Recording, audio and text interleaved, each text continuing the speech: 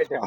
ఈ రోజు మిమ్మల్ని అందరినీ ప్రేమించి యేసు ప్రభు వారు మీకు తెలియజేస్తున్న మాట, ఆయన లోక రక్షకుడిగా ఉండి మన పాపములను విడిపించడానికి లోకానికి వచ్చి ఉన్నాడు. యేసు ప్రభు వారు అసలు యేసు అంటేనే అర్థం రక్షకుడు. యేసు ప్రభు వారు తన ప్రజలను వారి పాపం నుండి విడిపించి రక్షించడానికి ఆయన లోకానికి వచ్చి ఉన్నాడు. మనుషుడు చేసిన పాపం నుండి ఏ మనుషుడు కూడా రక్షించలేడు. మనిషి చేసిన పాపాన్ని ఎవరు తీసివేయలేరు. ఎవరు చేసిన పాపాన్ని వారు తప్పక అనుభవించాల్సిందే. కానీ యేసు ప్రభు వారు 2000 సంవత్సరాల క్రితం ఈ లోకానికి వచ్చి మానవుని యొక్క పాపాన్ని ఆయన భుజముల మీద వేసుకొని ఆయన మనల్ని రక్షించాడు. యేసు ప్రభు వారు ఈ లోకానికి వచ్చి ఆయన ఎన్నో మంచి మాటలు మనకు నేర్పించాడు.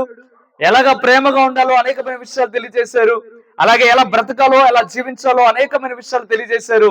అంతేకాకుండా యేసు ప్రభు వారు మనలందరినీ ప్రేమించి ఆయన శిలువ మరణం చెందాడు.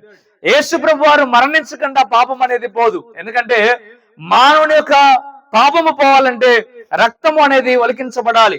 చాలా మంది మన సహోదరులు కానీ చాలా మంది చేసేది ఏంటంటే కొన్ని మేకలను బలి ఇవ్వడం కానీ కోళ్ళను బలి ఇవ్వడం కానీ ఒక జంతువులను బలించి పాపం పోద్ది అనే ఆలోచన కలిగి ఉంటాం.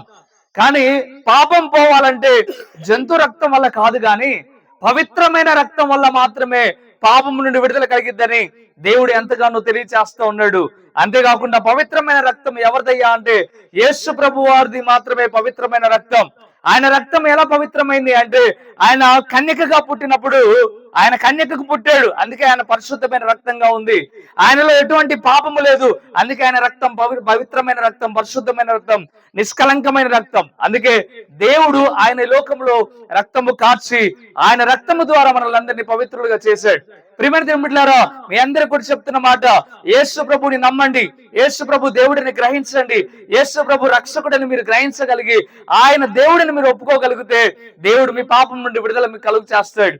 ఎవరైతే యేసు ప్రభుని నమ్మి బాప్తిజం పొందుతారో వారు రక్షించబడతారని దేవుడు ఎంతగానో చెప్తా ఉన్నాడు.